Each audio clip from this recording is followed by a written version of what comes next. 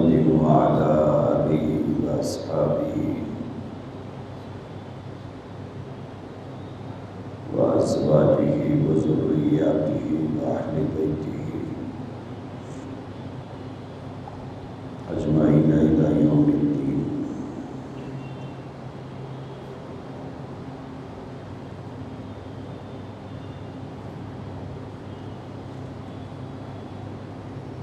أما بعد فقد قال النبي صلى الله عليه وسلم: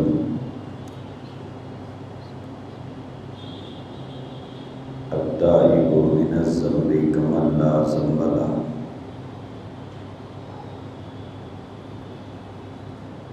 وقال النبي صلى الله عليه وسلم: التائب حبيب الله. اور کما قال علیہ الصلوۃ والسلام. بزرگان محترم،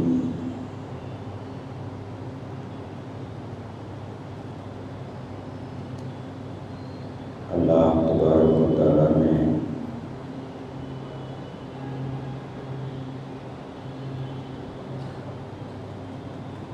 ماہ رمضان مبارک کے ان مقدس گھڑیوں کو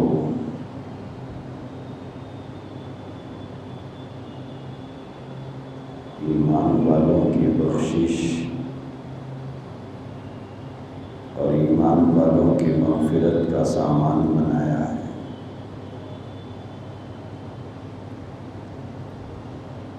ماہ رمضان مبارک کے پہلے عشرے کو رحمت کا دہا بتایا، دوسرے دہے کو مغفرت کا دہا بتایا، تیسرے اور آخری دہے کو جہنم کی آگ سے آزادی اور خلاصی کا دہا بتایا گیا ہے.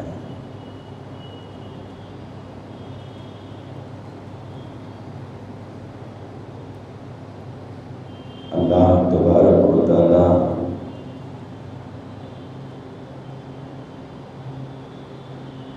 رب ہونے کے باوجود، مالک ہونے کے باوجود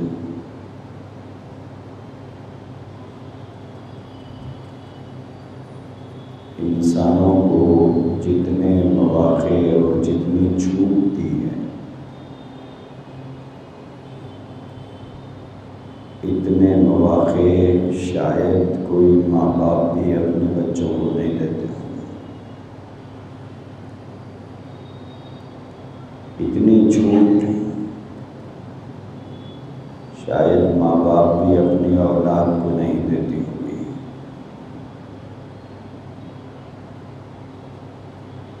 جتنے مواقع اللہ تبارک و تعالیٰ نے اپنے بندوں کو عطا فرمائے،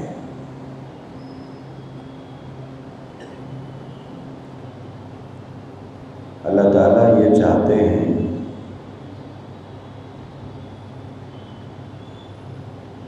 کہ میرے بندے کسی نہ کسی موقع سے فائدہ اٹھا لیں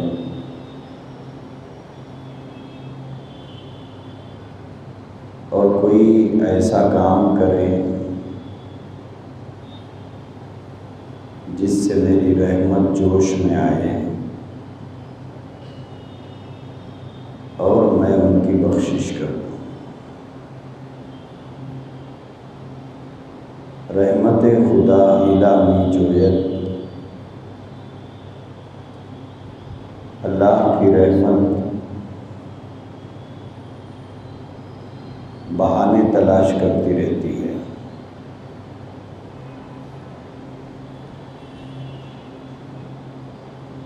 جب ایک بہانہ مل جاتا ہے تو اسی کو بنیاد بنا کر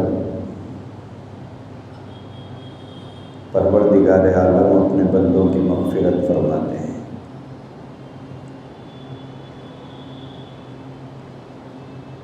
آدمی ساری زندگی نمازیں پڑھتا ہے، روزے رکھتا ہے، زکوٰۃ دیتا ہے، حج کرتا ہے، بہت سے نیک اعمال کرتا ہے۔ آدمی کی مغفرت اور اس کی بخشش عام طور پر یہ پورے اعمال کی وجہ سے نہیں ہوتی ہے۔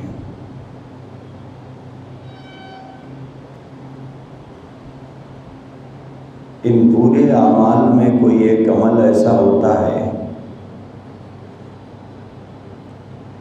اور بندگی کی ان اداؤں میں کوئی ایک ادا ایسی ہوتی ہے جو اللہ کو پسند آ جاتی ہے، اور اسی کو بنیاد بنا کر پروردگار عالم اپنے بندے کی بخشش فرما دیتے ہیں۔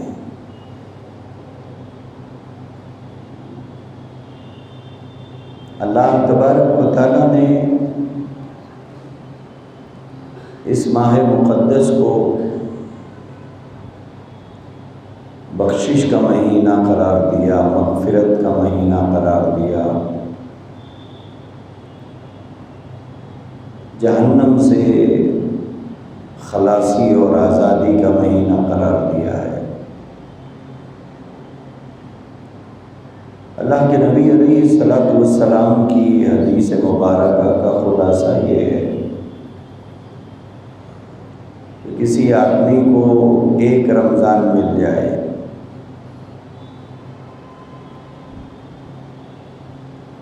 اور وہ اللہ سے مانگ کر اگر اپنی مغفرت نہ کرا لیا ہو، ایسے آدمی کے لیے جبرائیل کی بد دعا ہے، رسول اللہ کی آمین ہے کہ تجھے اور کیا چاہیے تھا کہ رمضان جیسا مہینہ دے دیا گیا، پھر بھی تو نے اپنی مغفرت کا سامان نہیں کر لیا۔ اس سے اچھا کیا موقع اور چاہیے؟ نہ اس سے بہتر کوئی مہینہ بنایا گیا، نہ اس کے دن رات سے بہتر کوئی دن رات ہے، نہ ماہ رمضان المبارک کی گھڑیوں سے مبارک کوئی گھڑیاں ہیں۔ جب اتنا اچھا موقع اپنی مغفرت کے سامان کرنے کا ہاتھ آیا تھا اور اس کے باوجود بندے نے اپنی مغفرت کی تیاری نہیں کی اور اللہ سے سوال نہیں کیا اور اللہ کو راضی نہیں کیا، جبرائیل علیہ السلام نے فرمایا کہ ہلاک ہو جائے اور برباد ہو جائے ایسا آدمی جس نے رمضان کے ملنے کے باوجود اپنی مغفرت کا سامان نہیں کر لیا۔ جب یہ بد دعا حضرت جبرائیل نے دی تھی، اس پر رحمت دو عالم صلی اللہ علیہ وسلم نے آمین کہا تھا۔ آپ سوچ کے دیکھیے، فرشتوں کے سردار حضرت جبرائیل امین کی بد دعا اور اولاد آدم کے سردار امام الانبیاء کی آمین ہے۔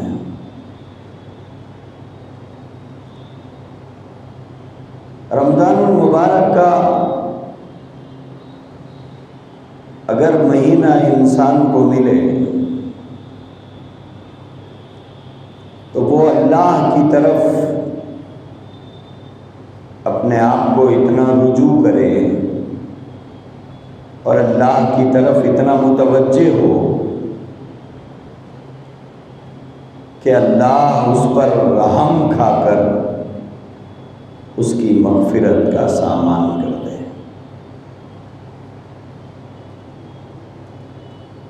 اللہ تبارک و تعالیٰ نے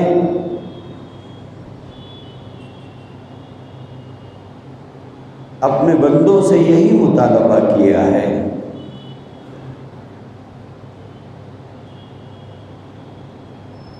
کہ اے لوگوں، دھوکے کی زندگی مت گزارو۔ جس دنیا میں تم رہ رہے ہو، یہ دنیا ضرور میں نے تمہارے لیے بنائی ہے، لیکن تم اس دنیا کے لیے نہیں بنائے گئے ہو۔ الدنیا خلقت لکم وانتم خلقتم للآخرہ۔ یہ دنیا تمہارے لیے ہے، لیکن تم اس دنیا کے لیے نہیں ہے، میں نے تمہیں آخرت کے لیے بنایا ہے۔ یہ دنیا ایک تماشا ہے جہاں روز دنیا میں لوگ آتے رہتے ہیں، جاتے رہتے ہیں۔ سوچئے آج شہر میں کتنے لوگوں کی وفات ہوئی ہوگی، کتنے لوگوں کو دفنا دیا گیا ہوگا، کتنے جنازے آج گھر میں ہوں گے۔ بازار میں کوئی فرق پڑا؟ ہمارے کھانے پینے میں کوئی فرق پڑا؟ نہ بازار کی چمک میں کمی ہوئی، نہ بازاروں کی چہل پہل میں کوئی کمی ہوئی، نہ بازاروں کی رونق میں کوئی کمی ہوئی۔ میرے بھائیوں، ایک دن ایسا آنے والا ہے کہ ہم بھی چلے جائیں گے، بازار ایسے ہی چمکتے رہیں گے۔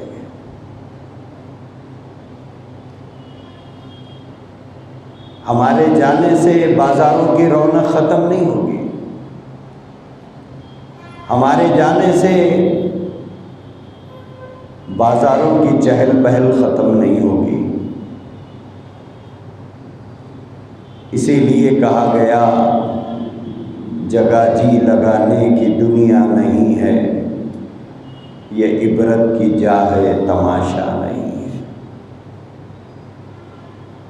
اس لیے اللہ تبارک و تعالیٰ نے قرآن کریم میں فرمایا، افحسبتم انما خلقناکم عبثا وانکم الینا لا ترجعون۔ اے میرے بندو، دھوکہ مت کھاؤ اس دنیا سے، میں نے تم کو بیکار نہیں پیدا کیا ہے، نہ ہی تمہیں ہمیشہ کے لیے میں نے دنیا میں بھیجا ہے، نہ تمہیں قیامت تک کی زندگی دے کر دنیا کے اندر بھیجا ہے۔ ایک دن ایسا آنے والا ہے، وَأَنَّكُمْ إِلَيْنَا لَا تُرْجَعُونَ۔ کیا تم لوٹ کر ایک دن ہمارے پاس نہیں آؤ گے؟ كُلُّ نَفْسٍ ذَائِقَةُ الْمَوْتِ۔ تم میں سے ہر آدمی کو موت کا مزہ چکھنا ہے، چاہے امیر ہو یا غریب ہو، مالدار ہو یا فقیر ہو، بادشاہ ہو یا رعایا ہو، تاجر ہو یا خریدار ہو، سب کو ہمارے دربار میں ایک دن حاضر ہونا ہے۔ اللہ تبارک و تعالیٰ نے فرمایا کہ تیاری کر کے آؤ، ہم تم سے تمہاری زندگی کے بارے میں سوال کریں گے۔ تو میرے عزیز بھائیوں اور بزرگوں، یہ دنیا کی رونقیں، یہ دنیا کی چمک ایسے ہی باقی رہے گی، لیکن ہم اس دنیا میں باقی نہیں رہیں گے، اور اس دنیا سے ایک دن ہم سب کو جانا ہے۔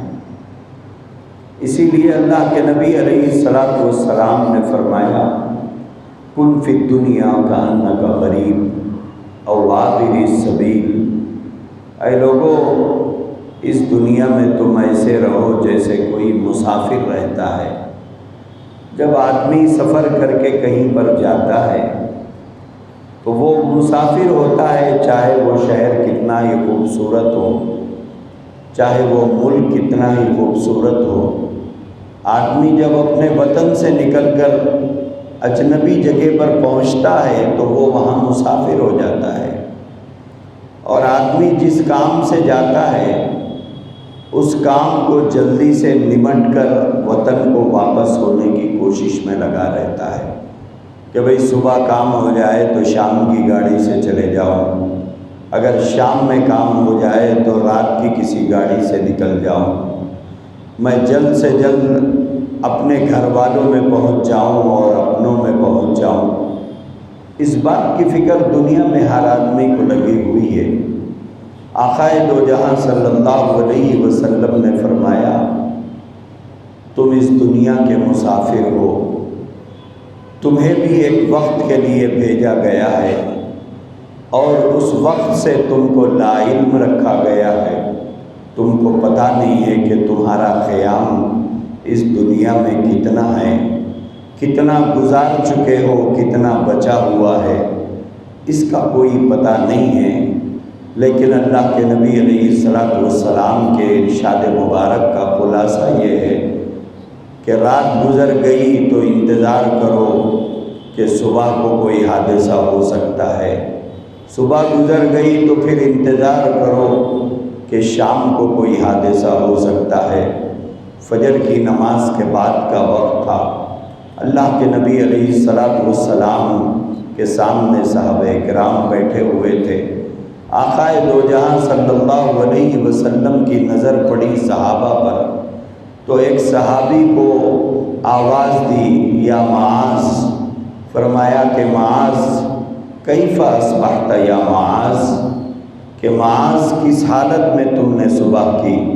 حضرت معاذ بن جبل رضی اللہ عنہ نے فرمایا، اصبحت مؤمنا باللہ یا رسول اللہ صلی اللہ علیہ وسلم، کہ اللہ کے نبی میں نے ایمان کی حالت میں صبح کی ہے۔ پوچھا ایمان کی حالت میں صبح کرنے کا مطلب کیا ہے؟ تو حضرت معاذ نے فرمایا، رات کو سویا تھا تو صبح ہونے کا یقین نہیں تھا، اب صبح ہوئی ہے تو شام ہونے کا یقین نہیں ہے۔ اللہ کے نبی علیہ السلام نے حضرت معاذ سے فرمایا، معاذ زندگی کے بارے میں بہت لمبی امید تم رکھے ہوئے ہو، رات کو سوئے ہو، صبح تک کا انتظار، اب صبح ہوئی ہے تو شام تک کا انتظار۔ پھر اس کے بعد میں فرمایا، معاذ میرا حال تو یہ ہے کہ میں سیدھی جانب سلام پھیرتا ہوں تو بائیں کی امید نہیں رکھتا، کہ ان دونوں کے بیچ میں انسان کی موت واقع ہو سکتی ہے۔ یہ زندگی جس کے اوپر آج ہم ناز کرتے ہیں، اور یہ دولت جس کو رکھ کر ہم فخر کرتے ہیں، اور ہمارے ذہن و دماغ میں برس ہا برس کے منصوبے ہیں، سال ہا سال کے پلان ہیں، لیکن ہمیں یہی پتہ نہیں ہے کہ ہمارا اپنا خیام یہاں پر کب تک ہے، کہ ہم کب تک اس دنیا کے اندر رہیں گے۔ بچپن ہے تو جوانی کی سیڑھی پر قدم رکھیں گے کہ نہیں رکھیں گے؟ اگر جوانی میں پہنچ گئے تو ادھڑ عمر کی وادیوں میں پہنچیں گے کہ نہیں پہنچیں گے؟ اگر ادھڑ عمر کو پہنچ گئے تو بڑھاپے کے اندر قدم رکھنے کا موقع ملے گا یا نہیں ملے گا، اس کا کوئی پتہ نہیں ہے۔ اللہ تبارک و تعالیٰ نے جن کو بچپن سے جوانی تک کی، جوانی سے ادھڑ عمر تک کی، اور ادھڑ عمر سے لے کر بڑھاپے تک کی عمر عطا فرمائی ہے، وہ خوش نصیب لوگ ہیں جن کو ایک لمبی عمر عطا ہوئی ہے۔ لیکن نوجوانوں، بوڑھوں کو دیکھ کر آپ دھوکے میں مت پڑنا کہ ہماری عمر بھی وہاں تک وفا کرے گی اور ہم بھی زندگی کی منزلیں وہاں تک طے کریں گے۔ اس کا کوئی پتہ نہیں ہے۔ مدینہ منورہ کے بازار سے ایک جنازہ گزر رہا تھا، کسی نے حضرت ابو ہریرہ رضی اللہ تعالیٰ عنہ سے پوچھا کس کا جنازہ ہے؟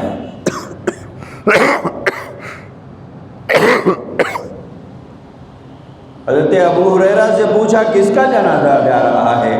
حضرت ابو ہریرہ نے فرمایا کہ یوں سمجھ تیرا جنازہ جا رہا ہے، اگر تجھے برا لگے تو یوں سمجھ میرا جنازہ جا رہا ہے۔ موت سے کس کی رستگاری ہے، آج وہ تو کل ہماری باری ہے۔ تو میرے عزیز بھائیوں اور بزرگوں، یہ زندگی ایک دن ختم ہونے والی ہے، اور ایک دن اس زندگی کا حساب اللہ کے سامنے کھڑے ہو کر دینا ہے۔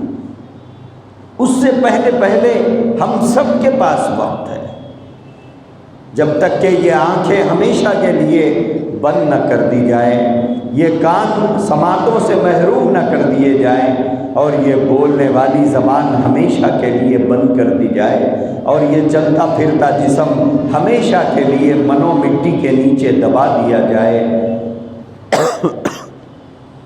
اس سے پہلے ہمارے پاس وقت ہے۔ اللہ تبارک و تعالیٰ یہ چاہتے ہیں کہ بندے میں تجھے معاف کرنے کے لیے تیار ہوں، اور تو مجھے راضی کرنے کے لیے آمادہ ہو جا۔ لا تقنطوا من رحمت اللہ، تو اللہ کی رحمت سے مایوس مت ہو۔ میرے عزیز بھائیوں، پتہ نہیں کس کس کی زندگی کا یہ آخری رمضان ہو، اور کس کس کی زندگی آئندہ سال وفا کرے گی، کوئی نہیں جان سکتا۔ اللہ سب کی عمروں کو دراز فرمائے، بار بار رمضان المبارک کی مقدس گھڑیاں ہم کو سال ہا سال تک نصیب فرمائے، لیکن پتہ نہیں ہے کہ کیا حادثہ زندگی کے ساتھ ہونے والا ہے، اور کیا حادثہ زندگی کے ساتھ کب پیش آنے والا ہے، اس کا کچھ پتہ نہیں ہے۔ اسی لیے اللہ کے نبی نے فرمایا کن فی الدنیا کأنک غریب، اے لوگو ایک مسافر ہو تم لوگ، ہمیشہ گٹھری باندھ کے تیار رہو کہ صبح کو بلاوا آئے گا، یا شام کو بلاوا آئے گا، دوپہر کو بلاوا آئے گا، کب بلاوا اللہ کی طرف سے آ جائے گا اور مجھے بارگاہ الہی میں حاضر ہونا پڑے گا۔ اب اپنی زندگی پر نظر ڈالو کہ میں اپنی زندگی جیسی گزار رہا ہوں، ایسی زندگی کو لے کر میں بارگاہ الہی میں حاضر ہوں گا، اور یہ بدعمالیاں لے کر میں بارگاہ الہی میں جاؤں گا، اور بغیر توبہ کے رب کی بارگاہ میں پہنچوں گا، تو میرا انجام کیا ہوگا، میرا حشر کیا ہوگا۔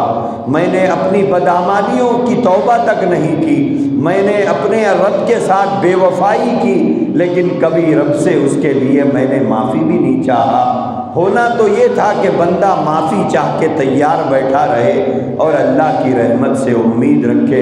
حضرت کبیر احمد رفاعی رحمۃ اللہ علیہ نے فرمایا بندے کا حال بھی بڑا عجیب ہے، زندگی کی امید پر، توبہ کی امید پر گناہ کرتا ہے، اور زندگی کی امید پر توبہ نہیں کرتا۔ ہمارا حال یہ ہے کہ ہم توبہ کی امید پر گناہ کرتے جا رہے ہیں۔ ارے بھائی اللہ غفور الرحیم ہے، اتنا کیوں ڈرا رہے ہیں، اللہ معاف کرنے والا ہے۔ ارے صاحب پھر معافی چاہو نا، بولے چاہیں گے کیا، آپ مر رہے ہیں کیا؟ تو ہم توبہ کی امید پر گناہ کرتے ہیں اور زندگی کی امید پر توبہ نہیں کرتے۔ میرے عزیز بھائیوں اور بزرگوں، بندے کو اگر مہلت ملے شام تک، صلحائے امت نے لکھا ہے، بزرگان دین نے لکھا ہے کہ توبہ کرے بغیر بستر پہ مت لیٹو، کیا پتا کہ وہ زندگی کی آخری رات ہو۔ حضرت امام شافعی رحمۃ اللہ علیہ کی بیٹی تھی، اور نوجوان بیٹی تھی، رات رات بھر جاگتی تھی، رات رات بھر نمازیں پڑھتی تھی، رات رات بھر تلاوت کرتی تھی، رات رات بھر اللہ کے سامنے روتی تھی۔ ایک دن امام شافعی رحمۃ اللہ علیہ کو ترس آیا اپنی جوان بیٹی پر، اور اپنی بیٹی سے فرمایا کہ بیٹی رات کو تھوڑی دیر سو جایا کر، آنکھوں کی بینائی چلی جائے گی اور تو آنکھوں سے محروم ہو جائے گی، کچھ دیر رات کو سو جایا کر۔ حضرت امام شافعی رحمۃ اللہ علیہ کی وہ جوان سال بیٹی نے فرمایا کہ ابا جان روزانہ عشاء کے بعد سونے کے ارادے سے بستر پہ جاتی ہوں اور لیٹ بھی جاتی ہوں، میرے دل میں ایک خیال آتا ہے، ایسا محسوس ہوتا ہے کہ کوئی مجھے پکار رہا ہے اور کوئی مجھے ندا لگا رہا ہے، کوئی مجھے آواز دے رہا ہے، اور وہ آواز میرے کانوں تک پہنچتی ہے، میرے قلب تک وہ آواز پہنچتی ہے۔ وہ کہنے والا مجھے یہ کہتا ہوا سمجھ میں آتا ہے کہ وہ شافعی کی بیٹی کیا سو جانا چاہتی ہے؟ اگر یہ زندگی کی آخری رات ہو تو کیا یہ رات بھی تو سو کر گزار دے گی؟ ہو سکتا ہے کہ یہ تیری زندگی کی آخری رات ہو، تو کیا یہ زندگی کی آخری رات بھی سو کر گزار دے گی؟ جب یہ تصور میرے ذہن میں آتا ہے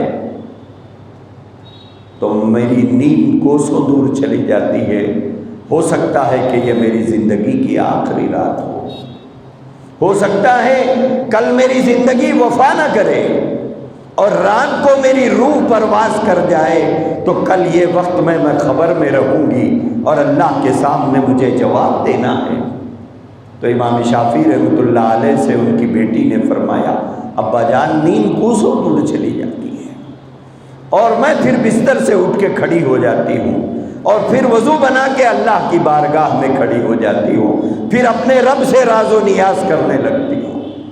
تو میرے عزیز بھائیوں، اسی لیے صلحائے امت نے فرمایا کہ رات کو بغیر توبہ کے مت سویا کرو، ہو سکتا ہے کہ زندگی وفا نہ کرے اور صبح میں تمہارا نام بدل کر لاشا رکھ دیا جائے۔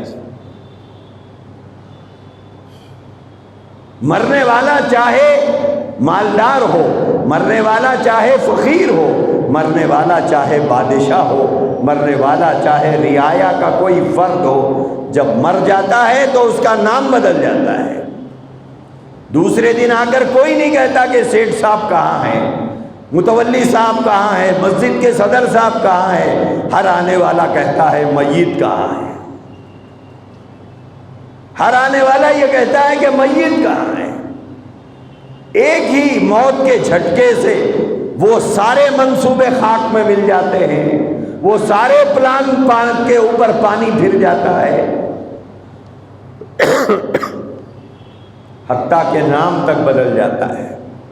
تو اس لیے میرے عزیز بھائیوں، یہ زندگی جس کے اوپر فقر ہے، یہ زندگی جس کے اوپر ناز ہے، یہ زندگی جس پر ہمیں تکبر ہے، یہ زندگی جس پر ہم اترا رہے ہیں، یہ پانی کے بلبلے کی طرح سے ہے، اور کس موڑ پر یہ زندگی ختم ہو جائے گی پتہ نہیں۔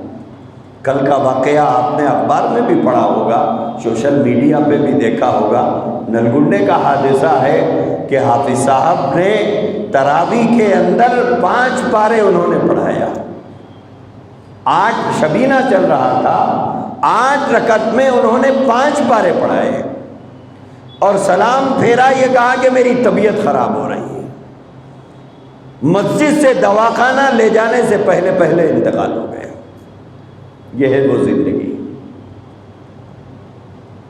جب مصلی پہ کھڑے تھے تو انہیں خود پتہ نہیں تھا ہوگا کہ میں آج آخری بار نماز پڑھا رہا ہوں اور آخری بار شبینے میں قرآن کی تلاوت کر رہا ہوں، اور یہ آخری رکعتیں ہیں میری نماز کی جو میں مکمل کر رہا ہوں۔ میرے عزیز بھائیوں، ہر جانے والا ہمیں ایک پیغام دے کے جاتا ہے، ہر جانے والا ہمیں آگاہ کر کے جاتا ہے، ہر جانے والا ہمیں باخبر کر کے جا رہا ہے۔ دیکھو جو حادثہ میرے ساتھ پیش آیا ہے تمہارے ساتھ بھی پیش آ سکتا ہے۔ اس لیے میرے بھائیوں، اللہ کے دی ہوئی اس زندگی کو بہرحال ایک دن ختم ہونا ہے، اور اس زندگی کو موت آنا یقینی ہے۔ کل نفس ذائقۃ الموت، ہر آدمی کو موت کا مزہ چکھنا ہے۔ جب کسی کا انتقال ہوتا ہے تو لوگ آ کر پوچھتے ہیں کیا وجہ ہے موت ہونے کی؟ کیسے انتقال ہوا، میں رات کو ملا تھا، میں 8 دن پہلے ملا تھا، صبح کو ملاقات ہوئی تھی، وغیرہ وغیرہ ہر آدمی کہتا ہے، ساتھ میں سبب اور وجہ بھی پوچھتا ہے کہ صاحب کیا سبب تھا، کیا وجہ تھی ان کے موت کے واقع ہونے کی۔ اب لوگ بتاتے ہیں کہ صاحب یہ وجہ بنی تھی، وہ وجہ بنی تھی، یہ وجہ بنی تھی۔ میرے بھائیوں، کسی وجہ کی کوئی ضرورت نہیں ہے۔ جس دن انسان پیدا ہوا تھا، اس کا پیدا ہونا خود اس بات کی علامت ہے کہ ایک دن اسے موت آئے گی۔ پیدا ہونا خود انسان کی موت کا ثبوت ہے۔ اس لیے وہ دن آنے سے پہلے پہلے مہلت ہے۔ اللہ تبارک و تعالیٰ نے رمضان المبارک کی یہ گھڑیاں ہمیں عطا فرمائی ہیں، یہ رمضان المبارک کی گھڑیاں ہمیں عطا فرمائی ہیں۔ جتنی عبادت ہم سے ہو سک رہی ہے وہ ہم کر رہے ہیں، لیکن میرے عزیز بھائیوں، یہ آخری عشرہ جس کے اندر اللہ تبارک و تعالیٰ کے حبیب صلی اللہ علیہ وسلم نے فرمایا، یہ آخری عشرہ جہنم سے آزادی کا عشرہ ہے۔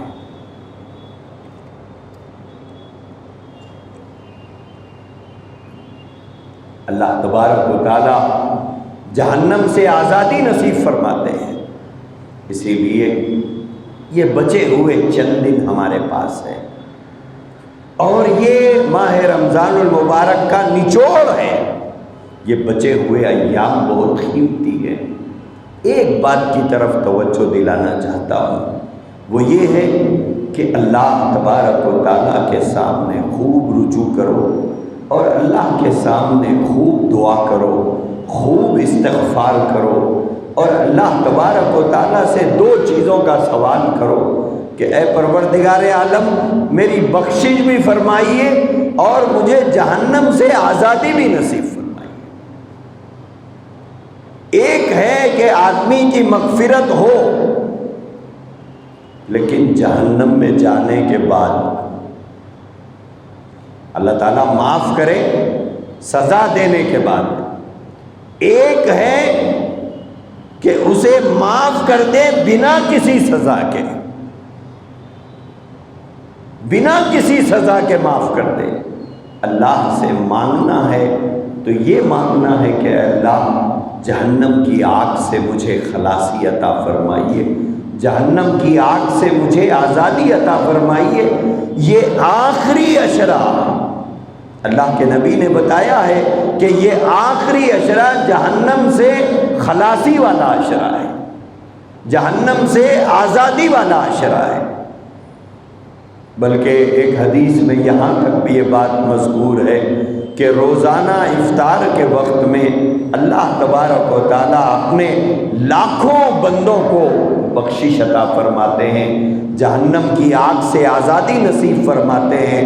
جب رمضان کا آخری دن ہوتا ہے اور آخری افطار کا وقت ہوتا ہے، تو شروع رمضان سے لے کر آخری رمضان تک اللہ تبارک و تعالیٰ نے جتنے لوگوں کی بخشش فرمائی ہے، پھر اتنی بڑی کوانٹٹی کی بخشش اس آخری روزے میں افطار کے وقت اللہ فرماتے ہیں۔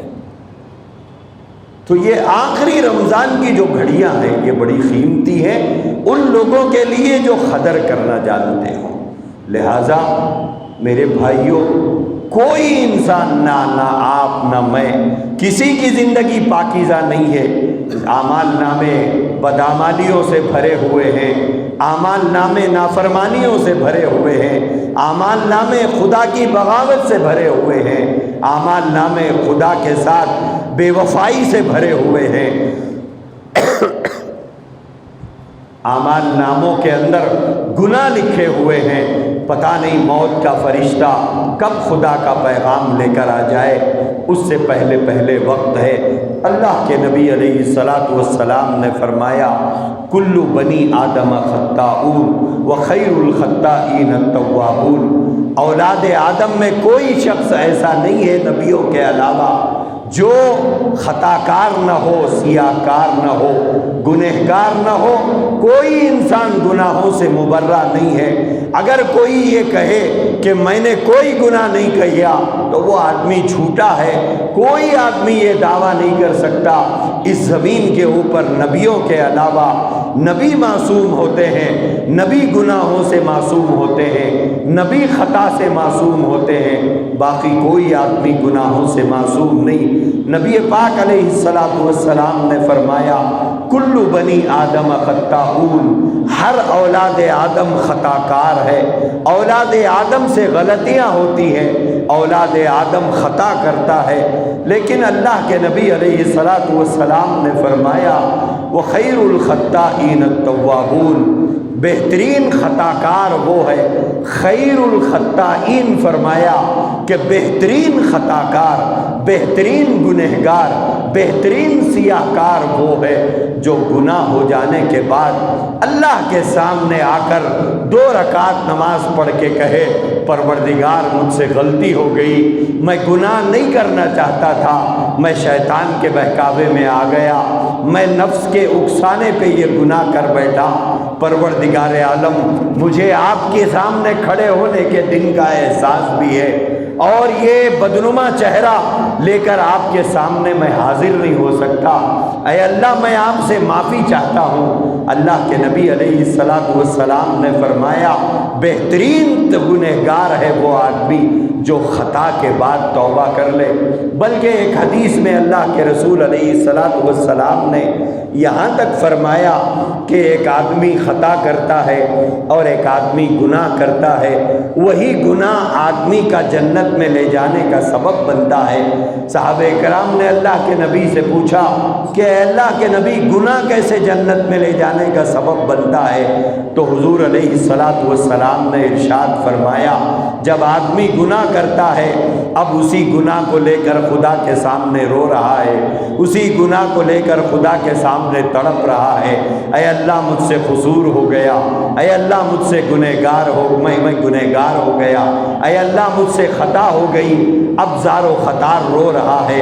اللہ کے نبی نے فرمایا جب بارگاہ الہی میں اس کی توبہ قبول ہو جاتی ہے تو اب وہ گنہگار نہیں بن جاتا، وہ گنہگار نہیں رہ جاتا، بلکہ وہ گنہگار حبیب اللہ ہو جاتا ہے، اللہ کے محبوب بندوں میں اس کا شمار ہو جاتا ہے۔ آپ نے وہ واقعہ سنا ہوگا کہ سیدنا موسیٰ علیہ السلام کا دور تھا، قحط پڑا ہوا تھا، لوگ پانی کے لیے بلبلا رہے تھے، جانور پانی کے قطروں کے لیے ترس رہے تھے، مرد اور عورتیں، بچے اور بوڑھے بلک رہے تھے۔ حضرت موسیٰ علیہ السلام نے ہزاروں بنی اسرائیل کو لے کر، جس کے اندر بچے بھی تھے، بوڑھے بھی تھے، جوان بھی تھے، سب کو لے کر ایک میدان کے اندر پہنچے، اور وہاں جا کر انہوں نے جانوروں کو تک اپنے ساتھ رکھا، اور اس کے بعد اللہ کے سامنے کھڑے ہو کر پورے بوڑھے بچے جوان عورتوں کو لے کر دعا کرنے لگے، لیکن بارش کے کوئی آثار نہیں، بلکہ دھوپ کی تمازت مزید بڑھتی جا رہی تھی اور دھوپ میں مزید سختی آ رہی تھی۔ حضرت موسیٰ علیہ السلام کلیم اللہ ہیں، اللہ سے بات کرتے تھے، جب یہ کیفیت دیکھا تو حضرت موسیٰ علیہ السلام نے اللہ کو آواز دے کے فرمایا اے اللہ یہ بلکتے ہوئے بچے، یہ تڑپتے ہوئے بوڑھے، یہ ناتوان خواتین اور یہ بے زبان جانوروں کو لے کر میں تیرے سامنے کھڑا ہوا ہوں اور تجھ کو پکار رہا ہوں، تیری رحمت جوش میں نہیں آ رہی ہے بلکہ دھوپ بڑھ رہی ہے، تمازت زیادہ ہو رہی ہے، کیا بات ہے؟ اللہ تبارک و تعالیٰ کی طرف سے جواب آیا موسیٰ بے شک بچے بلک رہے ہیں، جانور ترس رہے ہیں، بوڑھے ناتوانوں کو لے کر تم میدان میں نکلے ہو، لیکن جو جھنڈ لے کر تم آئے ہو اور جو مجمع لے کر تم آئے ہو، اس مجمع کے اندر ایک ایسا آدمی ہے جو 40 سال ہو گیا میری مستقل نافرمانی کر رہا ہے، میری مستقل میری نافرمانی کرتے ہوئے آ رہا ہے، اور کبھی اسے رب کو اس نے نہیں پکارا، تم مجمع میں سے اسے باہر نکال دو، پھر بارش ہوگی اور ہماری رحمتوں کا نزول ہوگا۔ حضرت موسیٰ علیہ السلام بڑے جلالی پیغمبر تھے، انہوں نے انہوں نے قوم سے خطاب کرتے ہوئے بلکہ اس شخص سے خطاب کرتے ہوئے کہ کون ہے وہ بدبخت، کون ہے وہ نافرمان، کون ہے وہ اللہ کا باغی جو 40 سال سے خدا کو ناراض کر رہا ہے، کون ہے جو 40 سال سے اللہ کا کھاتا ہوا، اللہ کا پیتا ہوا، اللہ کے ساتھ بغاوت کر رہا ہے، خدا کی دی ہوئی نعمتیں استعمال کر رہا ہے اور رحمتیں آسمان سے نازل ہو رہی ہے، بغاوتیں آسمان کی طرف بھیج رہا ہے، کون ہے وہ بدبخت؟ نکل جا مجمع سے، تیری وجہ سے سارا مجمع پریشان ہے، تیری نحوست سے جانور پریشان، تیری نحوست سے بچے پریشان، تیری نحوست سے عورتیں پریشان، تیری نحوست سے بوڑھے پریشان، تیری نحوست سے ساری انسانیت پریشان ہے، باہر نکل جا، اسی وقت نکل جا۔ اس طرح حضرت موسیٰ علیہ السلام برس رہے تھے اس وقت میں، لیکن وہ آدمی اپنے آپ کو جانتا تھا وہ کتنا بڑا خطا کار ہے، وہ سمجھ گیا کہ اللہ نے میرے ہی بارے میں یہ بات بتائی ہے، میں اگر مجمع سے نکلوں گا تو یہ بنی اسرائیل کا اتنا بڑا مجمع یہاں کھڑا ہے، مجھے پیٹ پیٹ کر میری بوٹی بوٹی کر دیں گے کہ میں اللہ کا اتنا بڑا نافرمان ہوں، یہ مجھے چھوڑیں گے نہیں، یہ مجھے ماریں گے، مجھے کچلیں گے، مجھے پیٹیں گے، میری بوٹی بوٹی کر دیں گے، اگر میں مجمع میں سے باہر نہ نکلوں تو میری قوم پریشان رہے گی، جانور پریشان رہیں گے۔ سوچتا رہا کہ کیا کروں، اس کے بعد کہا کہ مجمع میں سے تو باہر نکلنا نہیں ہے، یہیں بیٹھ کر اللہ سے معاہدہ کریں گے، یہیں بیٹھ کر اللہ سے صلح کریں گے۔ اب وہی مجمع کے اندر ہی بیٹھ کر اپنے گریبان میں منہ ڈال کر اس نے اللہ سے عہد کیا، اللہ سے وعدہ کیا کہ پروردگار عالم خطاؤں کا اعتراف ہے، مالک کائنات گناہوں کا اعتراف ہے، اے میرے پیدا کرنے والے، بے شک تیرا کھا کر میں نے تیرے ساتھ بغاوت کی ہے اور تیری دی ہوئی نعمتوں کو استعمال کر کے میں نے تیرے ساتھ بے وفائی کی ہے، آج میں عہد کرتا ہوں کہ آج کے بعد پھر پہلے کی طرح کی زندگی نہیں گزاروں گا، تیرے وفادار بندوں میں شامل ہوں گا، تیرے اطاعت گزار بندوں کی صفوں میں نظر آؤں گا، تیرا نام لینے والوں کی صفوں میں کھڑا ہوا ہوگا۔ مالک معاف فرما دیجئے، احسان فرما دیجئے۔ پتہ نہیں کتنے تڑپتے ہوئے دل کے ساتھ اس نے اللہ تبارک و تعالیٰ کو پکارا تھا۔ تھوڑی دیر گزری، حضرت موسیٰ علیہ السلام نے دیکھا کہ آسمان پہ بدلیاں آ رہی ہے اور آسمان پہ بادل آ رہے ہیں، تو حضرت موسیٰ علیہ السلام حیرت سے آسمان کی طرف دیکھ رہے تھے۔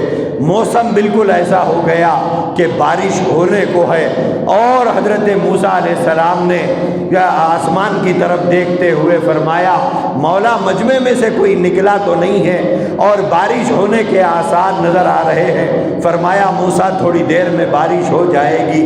اب اس کے بعد بارش شروع ہو گئی تو حضرت موسیٰ علیہ السلام نے فرمایا، اے اللہ، آپ نے فرمایا 40 سال سے بغاوت کرنے والا آپ کا باغی مجمع کے اندر ٹھہرا ہوا ہے، اس کو باہر نکالیں گے تو بارش ہوگی۔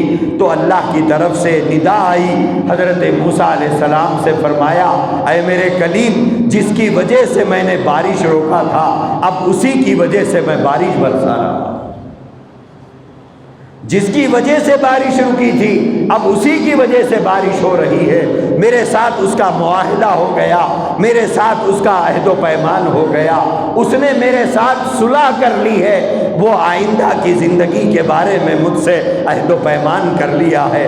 سیدنا موسیٰ علیہ السلام نے اللہ سے فرمایا، اے اللہ، آنے واحد کا خطا کار نکوکار بن گیا ہے، آنے واحد کا باغی وفادار بن گیا ہے، برس ہا برس کا غدار آپ کا اطاعت گزار بن گیا ہے۔ مولا، میں اسے دیکھنا چاہتا ہوں، مجھ پر اس آدمی کو ظاہر کر دیجئے، میں اس سے ملنا چاہتا ہوں۔ اللہ تبارک و تعالیٰ نے حضرت موسیٰ علیہ السلام سے فرمایا، موسیٰ 40 سال تک نافرمانی کرتا رہا، میں نے کبھی اسے رسوا نہیں کیا، 40 سال تک نافرمانی کرتا رہا، میں نے کبھی اس کا کا کھانا بند نہیں کیا، 40 سال تک اس نے میری نافرمانی کی، میں نے کبھی اس کا پانی بند نہیں کیا، بازاروں میں اسے رسوا نہیں کیا، اس کے گھر والوں کے سامنے اسے شرمندہ نہیں کیا۔ موسیٰ جب خطا کار تھا تو میں نے شرمندہ نہیں کیا، اب اطاعت گزار بن گیا تو کیسے میں اس کے نام کو ظاہر کروں؟ جب گنہگار تھا تو میں نے اس کا نام ظاہر نہیں کیا، اب تو وہ میرے نیک بندوں میں شامل ہو چکا ہے، میں کیسے اس کا نام اب ظاہر کروں؟ تو میرے عزیز بھائیوں، اللہ تبارک و تعالیٰ کے حبیب صلی اللہ علیہ وسلم نے فرمایا التائب حبیب اللہ، کہ خطا کار آدمی جب گناہوں سے توبہ کرتا ہے تو اللہ کا محبوب بن جاتا ہے، اللہ کے نیک بندوں میں اس کا نام لکھا جاتا ہے، اللہ کے فرمانبرداروں میں اس کا شمار ہوتا ہے۔ اللہ کے نبی علیہ السلام نے فرمایا جب بندہ سچی توبہ کر لیتا ہے اور اللہ سے عہد و پیمان کرتا ہے، اللہ سے کی ہوئی بغاوتوں پر شرمندگی کا اظہار کرتا ہے اور اللہ سے عہد و پیمان کرتا ہے، اے اللہ پچھلی زندگی کی طرح کی اگلی زندگی نہیں ہوگی، یہاں سے میں وفا شعار ہوں گا، یہاں سے میں اطاعت گزار ہوں گا، یہاں سے آپ کے برگزیدہ بندوں کی طرح میں زندگی گزاروں گا۔ جب عہد و پیمان کرتا ہے تو اللہ تبارک و تعالیٰ خوشی میں آسمان پہ روشنیوں کو بڑھا دیتے ہیں، فرشتے پوچھتے ہیں کہ اللہ کیا بات ہے کہ آج آسمانوں پہ روشنیاں زیادہ ہے؟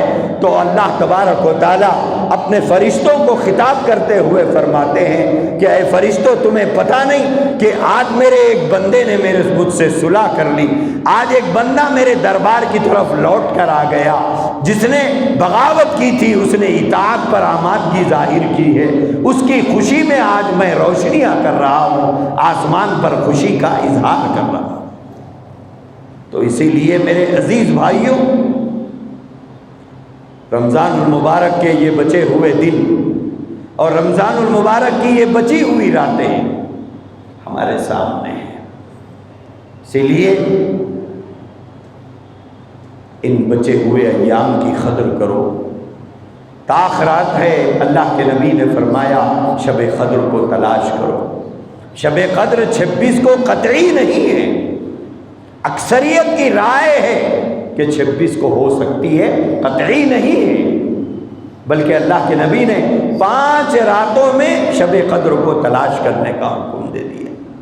لہٰذا کچھ دیر اس رات کو عبادت کر لو، اگر پوری رات نہیں ہو سکتی تو کچھ عبادت کر لو، اگر نیند کا غلبہ اب ہے تھوڑی دیر سو جاؤ، اس کے بعد اٹھ کر اللہ کے سامنے کھڑے ہو جاؤ، 2 رکعت صلاۃ التوبہ کی نماز پڑھو، اس کے بعد اللہ کے سامنے التجا کرو، اس کے بعد اللہ کے سامنے دعا کرنے کے لیے کھڑے ہو جاؤ۔ آج ہمارا مسئلہ یہ ہے کہ ہم سے دعا نہیں ہو پا رہی ہے، ہم سے کوئی یہ نہیں کہہ رہا ہے کہ میرے لیے دعا کیجئے، ان کے لیے دعا کیجئے، دنیا کے لیے دعا کیجئے، نہیں صاحب اپنے لیے کر لیجئے۔ تو ہمیں اپنے لیے بھی دعا کرنے کے لیے ہماری طبیعت آمادہ نہیں ہے، یہ ہماری صورتحال ہے۔ آج آدھا گھنٹہ ہم دعا نہیں کر پاتے ہیں۔ اللہ کے نبی علیہ السلام میدان عرفات میں، جو اللہ کے نبی کا پہلا اور آخری حج تھا، خطبہ دینے کے بعد دعا کرنے کے لیے جب حضور کھڑے ہوئے تو عصر تک، مغرب تک دعا کرتے رہے،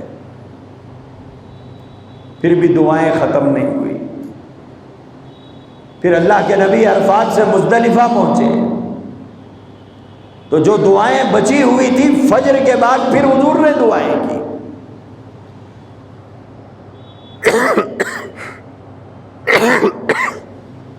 لیکن آج ہماری صورتحال یہ ہے کہ ہم 2 رکعت نماز پڑھ کے گھر کے کسی کونے میں بلکنے بلبلانے، اللہ کے سامنے رونے، اللہ کے سامنے گڑ گڑانے کے لیے نہ جوان تیار ہے، نہ دھڑ عمر کا آدمی تیار ہے، نہ بوڑھا تیار ہے، کوئی تیار نہیں ہے۔ میرے عزیز بھائیوں،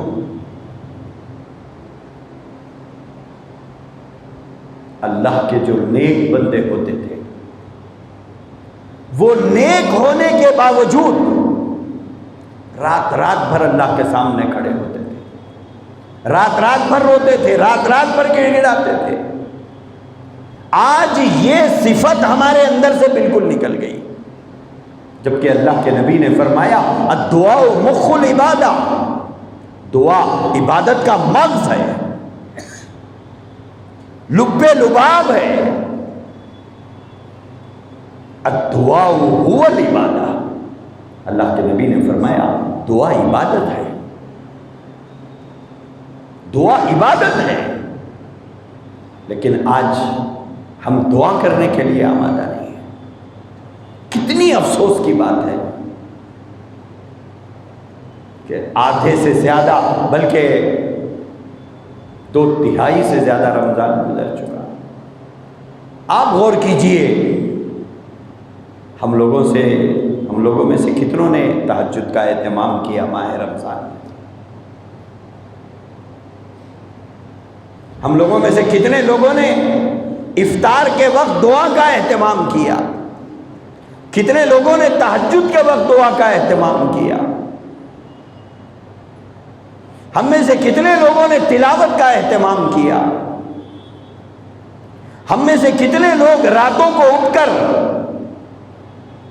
اپنے گناہوں پر اللہ کے سامنے ندامت کا اظہار کیا؟ میرے بھائیوں، رمضان کا مطلب یہ نہیں ہے کہ سحری کرو افطار کرو، سحری کرو افطار کرو۔ رمضان کا مہینہ وہ مہینہ ہے جس میں اللہ سے بخشش مانگتے مانگتے مانگتے مانگتے بخشش کرا لینا ہے۔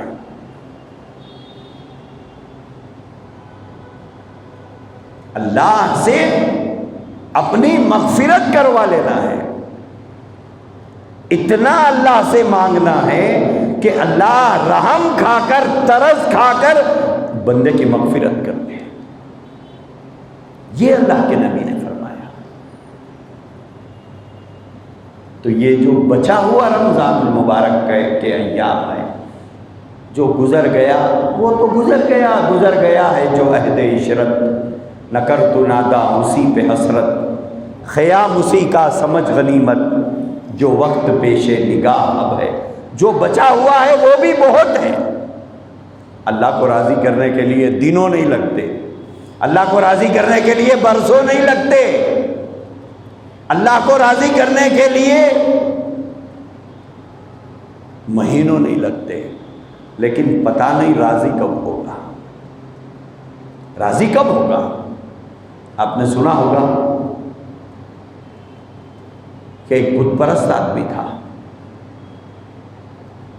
جو بت کو سامنے رکھ کر اسے پکارتا رہتا تھا، یا صنم یا صنم یا صنم۔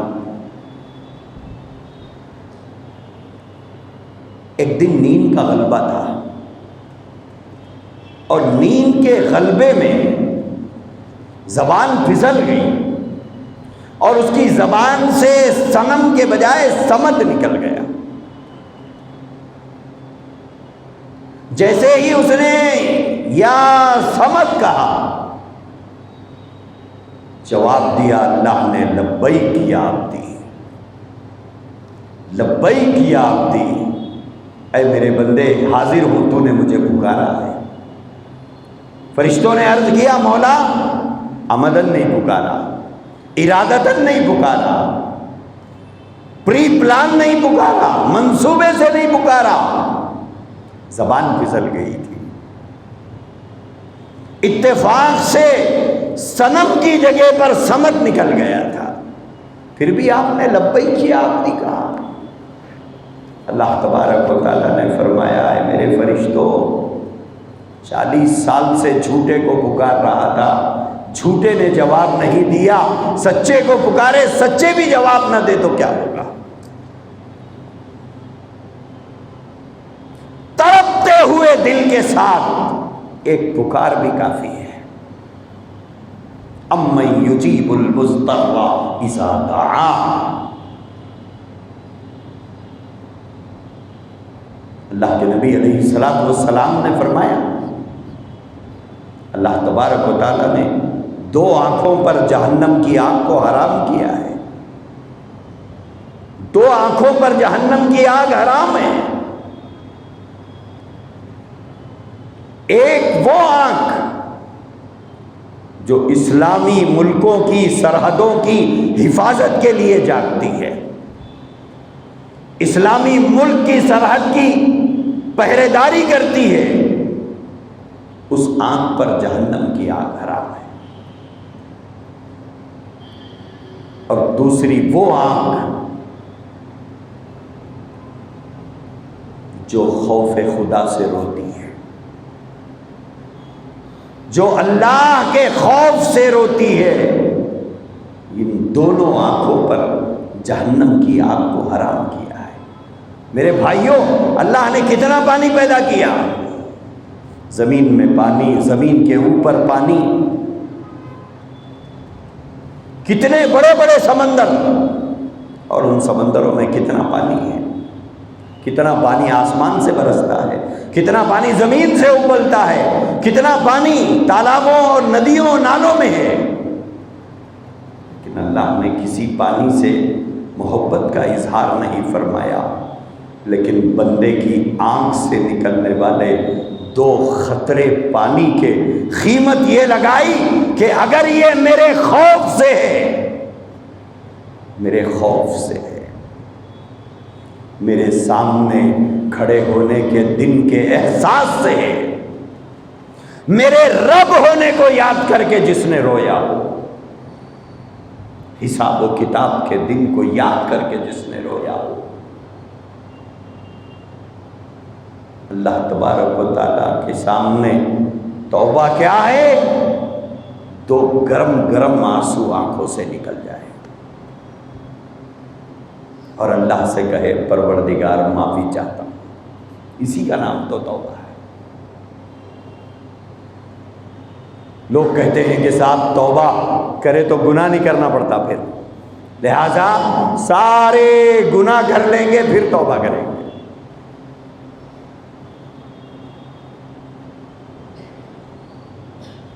اگر موت کا وقت معلوم رہتا تو پلان بہت اچھا تھا، پلان بہت اچھا ہے، لیکن موت کا وقت معلوم ہوتا تو اچھا تھا. موت کا وقت معلوم نہیں ہے.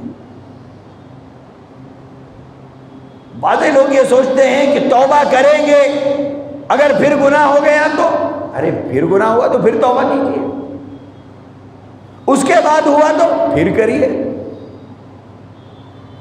بھئی غریب کے پاس اگر ایک کپڑا ہی ہو، ایک جگہ سے پھٹ گیا تو وہ اسے سی لیتا ہے، دوسری جگہ سے پھٹا پھر وہ اسے سی لیتا ہے.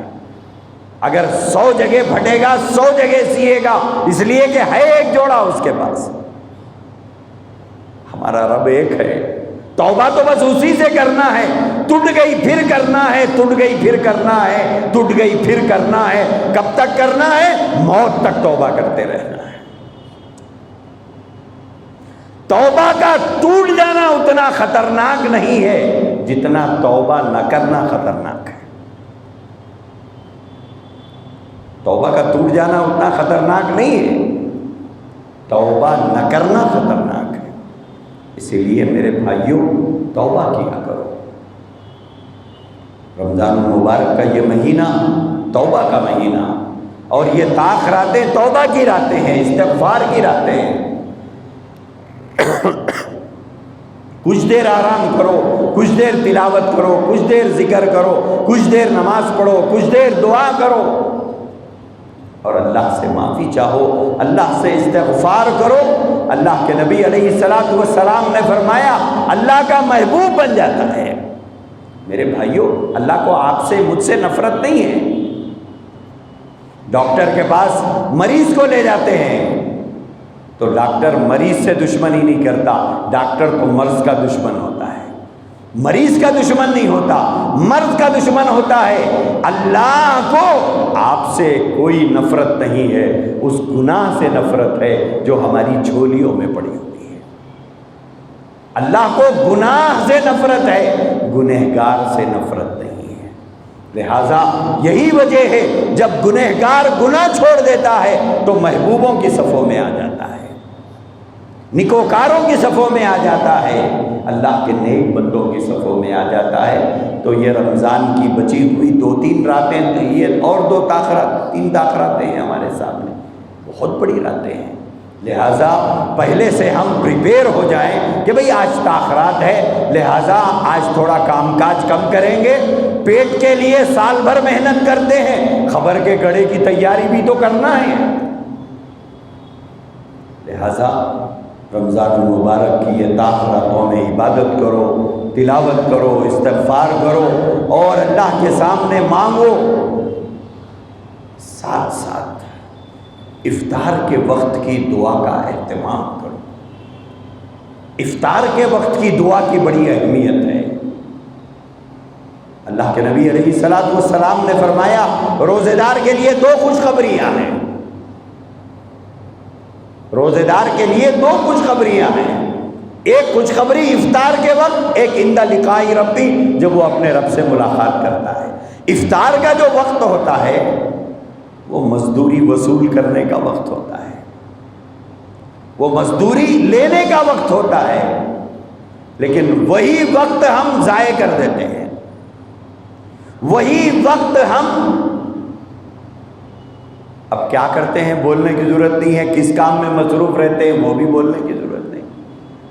گھروں میں عورتیں پکانے میں مصروف، اور عین افطار تک ہمارے ہاتھوں میں پولیتھین، اور اتنا قیمتی وقت دعا کا وہ ہم نے ضائع کر دیا۔ ارے صاحب، روزہ اتنا ضدی نہیں ہے کہ اس کو بھجیے کھلانا ضروری ہو، حریص کھلانا ضروری ہو تبھی کھلتا ہو، اتنا ضدی نہیں ہوتا روزہ۔ صرف دعا بھی پڑھ لیں تو کھل جاتا ہے، صرف آپ دعا پڑھ لیجئے روزہ کھل گیا، ایک کھجور کھا لیجئے روزہ کھل گیا، پانی کے 2 قطرے منہ میں ڈال کے حلق سے نیچے اتار لیجئے روزہ کھل گیا۔ لیکن ہم لوگ افطار کا اہتمام جیسے کرتے ہیں ایسے افطار کی دعا کا اہتمام نہیں کرتے۔ میرے بھائیوں، افطار کے وقت کی دعا کی بہت اہمیت ہے۔ جو بھی اللہ نے آپ کو عطا فرمایا ہے وہ دستر بچھا لو، اپنی گھر والی کو ساتھ بٹھا لو، اپنے بچوں کو ساتھ بٹھا لو، اپنے بوڑھے ماں باپ کو ساتھ رکھو۔ اب اجتماعی دعا کرو، انفرادی دعا کرو۔ کبھی بیوی سے کہو کہ بھئی آج آپ دعا کریں، کبھی بچے سے کہو کہ بیٹا آج تو دعا کر، کبھی آپ دعا کریے، کبھی معصوم بیٹی سے دعا کرائیے۔ یہ ماحول ہی ہمارے گھروں سے ختم ہو گیا، یہ ماحول ہی ہمارے گھروں سے نکل گیا۔ لہذا اس بچے ہوئے دنوں میں رمضان المبارک کی ان گھڑیوں کو قیمتی جانتے ہوئے دعا کا اہتمام کیجیے، اور ان تاخراتوں کے اندر خوب اللہ کے سامنے گڑ گڑائیے۔ لوگ عام طور پہ تاخراتوں میں خزائے عمری پڑھنے کھڑے ہو جاتے ہیں۔ میرے بھائیو، یہ خزائے عمری پڑھنے کا وقت نہیں ہے، اس میں دعا کرنا چاہیے، دعا کرنا چاہیے، خوب دعا کیجیے۔ جب تھک جائے ایک چائے پی کے آ جائیے، پھر 2 رکعت نماز پڑھیے، پھر دعا کریے۔ تو اس طرح دعا کا اہتمام کیجیے، اور اللہ تبارک و تعالیٰ نے جتنی گنجائش دی اس میں سے کچھ صدقہ کریے۔ حدیث کے اندر یہ ہے کہ آدمی جب صدقہ کرتا ہے تو صدقے سے اللہ کا غضب ٹھنڈا ہوتا ہے، صدقے سے اللہ کا غضب ٹھنڈا ہوتا ہے۔ حضور نے فرمایا تطفئ الغضب، اللہ کا غضب ٹھنڈا ہوتا ہے۔ ہر آدمی اپنی اپنی گنجائش کے مطابق 2 روپے صدقہ کر سکتے ہیں، 2 روپے کیجئے۔ اخلاص کے 2 روپے ریاکار کے 1,00,000 روپے سے زیادہ بہتر ہے۔ اخلاص سے خیرات کرنے والے 2 روپے دنیا کو دکھانے کے لیے بانٹنے والے 1,00,000 روپے سے زیادہ وزن ہوتے ہیں۔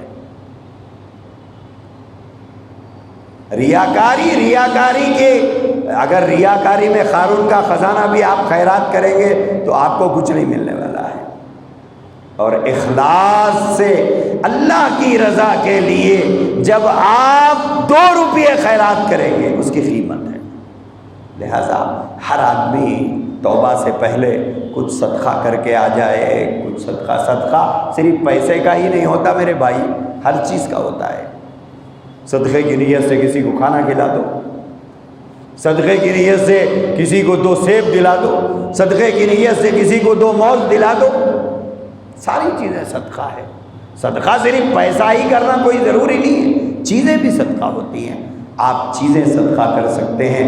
آج کل ہمارے گھرانوں کے اندر صدقے کا مزاج ختم ہو گیا۔ پہلے زمانے میں ہم لوگ دیکھتے تھے کہ بچے بیمار ہو جاتے، بڑے بیمار ہو جاتے تو گھر کے بڑے بوڑھے یہ کہتے کہ بھئی پہلے صدقہ نکالو، بھائی پہلے صدقہ نکالو، تو پہلے صدقہ نکال دیتے تھے۔ آج یہ مزاج ختم ہو گیا ہمارے گھروں میں۔ آج ہمارے گھروں میں کوئی ڈبی نہیں ہے جس میں صدقے کے پیسے ڈال لیں۔ اپنے گھروں میں میرے بھائیوں ایک ڈبی رکھو، اس کے اندر روزانہ کام کو جاتے وقت، آفس کو جاتے وقت جیب جھٹکو، اس کے اندر سے جو سب سے چھوٹے پیسے ہیں وہ اس میں ڈالو۔ اب چھوٹے اس لیے بول رہا ہوں، بڑے تو ہم ڈالنے سے رہے، تو اسی لیے میں بول رہا ہوں سب سے چھوٹے پیسے، جس میں بچے کو چاکلیٹ بھی نہیں آتا، وہ پیسے صحیح صدقے کی نیت سے ایک ڈبے میں ڈالا کرو، روزانہ ڈالو، اور گھر والوں کو اطلاع کرو کہ بھئی یہ ڈبے میں جو پیسے ہیں وہ صدقے کے پیسے ہیں۔ گھر پہ کوئی فقیر آئے، کوئی سائل آئے، کوئی ضرورت مند آئے تو اس میں سے کچھ دے دیا کرو۔ میرے بھائیوں، آج ہم لوگ امیروں کو کھلاتے ہیں اور کھلا کے بہت خوش ہوتے ہیں۔ ہم امیروں کو کھلاتے ہیں، کھلا کے خوش ہوتے ہیں، لیکن دعا تو فقیر دیتا ہے، امیر نہیں دیتا۔ ہم پیٹ بھروں کو کھلاتے ہیں جبکہ دعا بھوکا دیتا ہے۔